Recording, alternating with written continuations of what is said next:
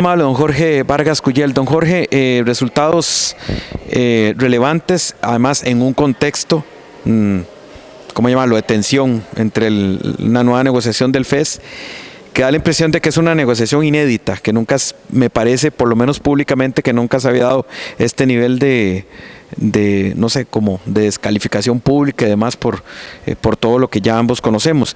Pero, ¿cómo siente que los datos, da para analizar mucho hoy, pero de lo que se ha publicado hoy, sirve de pronto para comprender mejor y poner en contexto, dada la negociación del FES, pero los resultados de empleabilidad que se han mostrado durante esta mañana? Permítame tal vez separar esto de la negociación del FES y después los uno. Vea, saber cuáles son los resultados de empleabilidad de los profesionales en Costa Rica es una herramienta de planificación estratégica fundamental. Esto es un esfuerzo que hacen las universidades públicas. Yo creo que el país debiera tener eso a nivel nacional, ¿verdad? Porque tenemos que tomar decisiones de enorme importancia para dónde vamos a impulsar la educación, qué tipo de apoyo requieren las personas para mejorar la manera en que se inserta en el mercado de trabajo. Entonces, la primera cosa que quiero decir es que independientemente de todo el ruido del FES y todo, esto es una herramienta que es indispensable para la planificación universitaria de mediano y largo plazo, porque permite entender, por ejemplo, qué tipo de competencias y habilidades requieren las personas cuando son empleadas, cómo hacer ajustes, cómo hacer combinaciones entre carreras, entonces eso es la primera cosa que quiero decir. Es independientemente del momento específico donde estamos, es una gran cosa que exista esta herramienta y más aún, diría yo, esta herramienta ojalá el país la tuviera a nivel nacional, ¿verdad? Pero el aporte que hace el CONARE es muy, muy importante.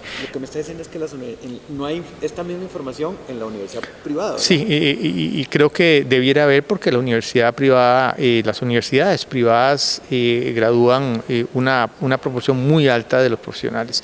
Y entonces yo creo que eso le convendría al país, pero qué dicha que existe eso, es un paso enorme. Y además, sobre todo, no haberlo hecho una vez, sino ya mantenerlo en el tiempo. Eso es la primera cosa que quería señalar. En segundo lugar, me parece que los resultados, ahí sí empezando a unirlo con usted, ayudan a los funcionarios de gobierno y a los rectores en las comisiones de enlace para entender cuáles son los impactos de la educación universitaria pública en este caso, entender cuáles son las realidades y cuáles son los mitos, ¿verdad? Y esa distinción entre realidad y mito es sumamente importante, porque usted sabe que no hay nada más a veces testarudo que un prejuicio. O sea, usted puede traer datos y todo y al final le dicen, oh, no, sí, pero mira, yo lo que creo es tal cosa. Y yo creo que en materia de educación superior, de la actualidad y la planificación, no pueden existir mitos. Tenemos que hablar de realidades y herramientas como esto nos hablan de realidades, ¿verdad? ¿Qué está pasando en el mercado laboral? ¿Qué le está pasando a la graduación universitaria? Entonces, este es el segundo punto donde ya ahí sí conecto con los procesos de negociación con los sucesivos gobiernos, no solo en sino en general. Permite a las autoridades del gobierno y a las mismas autoridades de las universidades públicas crear espacios para poder entender y señalar derroteros. Ahora, en tercer lugar, y con esto concluyo la respuesta a la pregunta que usted me hizo, usted me dice, bueno, pero es en este momento. Bueno, yo creo que y es una opinión personal, considero que las diferencias, el problema en una democracia no es que existan diferencias, eso es natural y es deseable. ¿Por qué? Porque como ciudadanos que somos y ciudadanas tenemos distintas maneras de pensar. El problema es crear las bases para que esas diferencias se puedan procesar por medio de diálogos que sean fructíferos, diálogos ligados a objetivos de desarrollo nacional o regional. Y ahí es donde esta herramienta puede ayudar a crear espacios de convergencia para entender qué es lo verdaderamente importante. desde el punto de vista del gobierno, que el gobierno entienda qué se está haciendo, y entonces paralelo a lo que se está negociando, que es el tema del financiamiento, usted puede crear esos otros espacios de conversación, ¿verdad? Y yo creo que en ese sentido una herramienta como esta crea bases técnicas para diálogos fructíferos con las autoridades.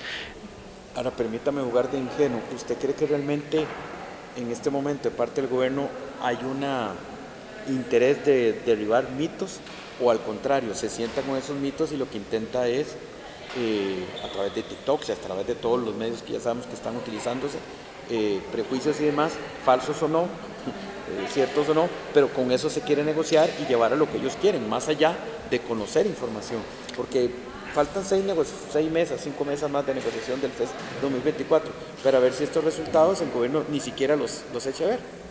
Vea, yo en la columna que escribo en el diario La Nación semanal, dije una observación que es, si usted quiere, pueril. A este gobierno le quedan 2 años y 9 meses. Y el tema es que se puede hacer muy corto o muy largo, ¿verdad? Y al final del día usted tiene, el problema de gobernar es como acostarse en una cama de clavos, le aparecen conflictos por otro lado, y ahí un momento determinado, si usted quiere hacer una gestión más allá de los primeros chisporroteos y aquí, es de cómo puede lograr usted una serie de objetivos país, ¿verdad?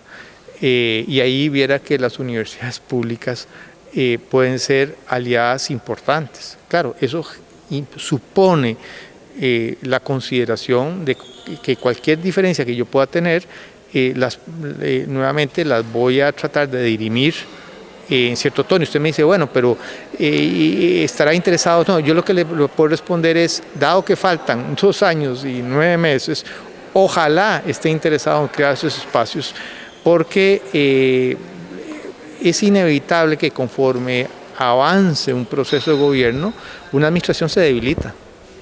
Eso es como la ley de gravedad. Y es mejor crear esos puentes de conversación, porque en un momento determinado uno los puede necesitar para para cumplir objetivos compartidos.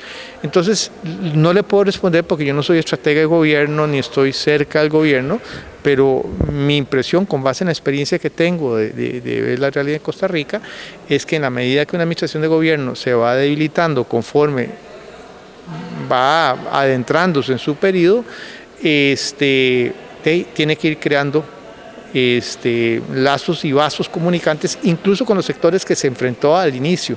¿Por qué? Porque al final usted tiene que dejar un legado, ¿verdad?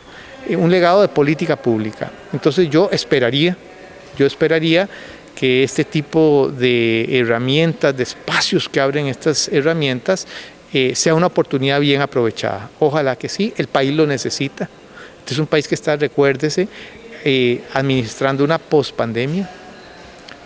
Administrar una pospandemia en la historia siempre ha sido extremadamente difícil, porque tiene que usted lidiar con las secuelas que le dejó, con los problemas que venían de antes y con los nuevos problemas que surgen. Entonces ese es un combo cuya complejidad es tal que incluso diría, uno tiene que administrar los conflictos que uno tiene. Eso es lo que yo le podría decir.